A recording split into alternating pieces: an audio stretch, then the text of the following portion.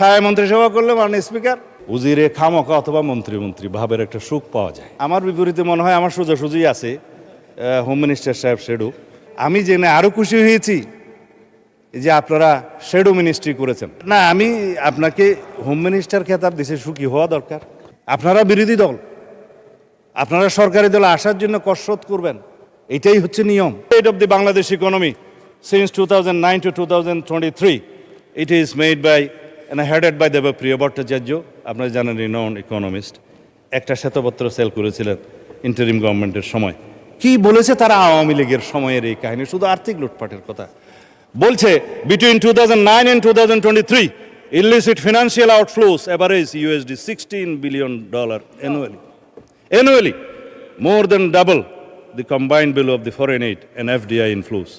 এখন বলছে সেগুলো দিয়ে আমরা এই যে having tax exemptions could double the education, আমাদের এডুকেশন ফান্ডকে দ্বিগুণ করা যেত অ্যান্ড ট্রিপল হেলথ এডুকেশন, তিনগুণ করা যেত স্বাস্থ্য বাজেটের।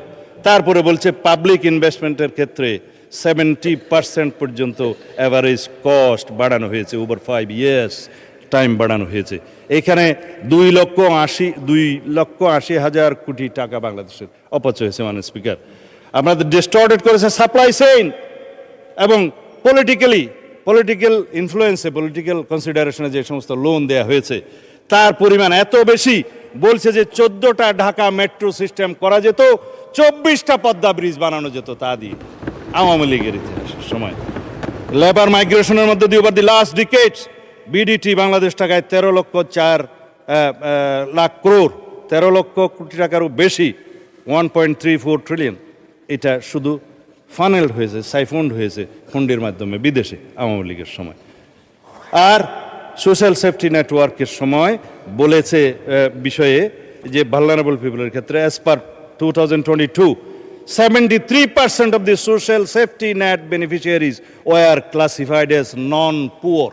তার মানে আওয়ামী লীগের বিবেচনায় যারা যারা দরিদ্র তাদেরকে সোশ্যাল সেফটি নেটওয়ার্কের মধ্যে নিয়ে আসছে, অর্থাৎ ধনীরা এই সমস্ত সেফটি নেটওয়ার্কের মধ্যে ছিল। এই হয়েছে একটা টোটাল করাপশনের চিত্র মাননীয় স্পিকার। এর বেশি বলবো না, শুধু এখানে একটা মুদ্রা লাইন যে 2009 থেকে 2024 এই সময় পর্যন্ত আওয়ামী রেজিমে 30 লক্ষ কোটি টাকা প্রায় বিদেশে পাচার হয়েছে। সেই রিপোর্ট বলা হয় 29,25,000, এটা অ্যাপ্রক্সিমেটলি 30 লক্ষ কোটি টাকা বাংলাদেশ থেকে পাচার হয়েছে মাননীয় স্পিকার। এই হলো আওয়ামী চিত্র। আর আমরা এখানে বাহাস করতেছি কে মুক্তিযোদ্ধা না।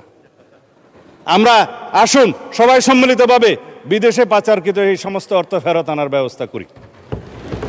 আজকে শুনে আরো খুশি হয়েছে মাননীয় স্পিকার যে বলে যে আমরা তো বিরোধী দল না। হ্যাঁ, আপনারা বিরোধী দল, আপনারা সরকারি দলে আসার জন্য কসরত করবেন, এটাই হচ্ছে নিয়ম, এটাই পার্লামেন্টের রীতি।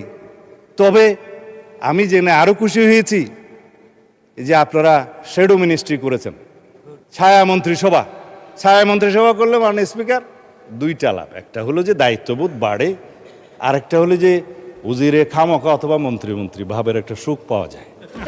তো আমি অভিনন্দন জানাই যে আসুন আমরা শেডো মিনিস্ট্রি হিসেবে আপনারা ডিক্লেয়ার করুন। কাউন্টার পার্ট হিসাবে আমার বিপরীতে মনে হয় আমার সোজাসুজি আছে হোম মিনিস্টার সাহেব শেডো। আমরা পরস্পর তথ্য বিনিময় করব, আমরা যোগাযোগ রাখবো, কথা বলব। তবে না, আমি আপনাকে হোম মিনিস্টার খেতাব দেশে সুখী হওয়া দরকার।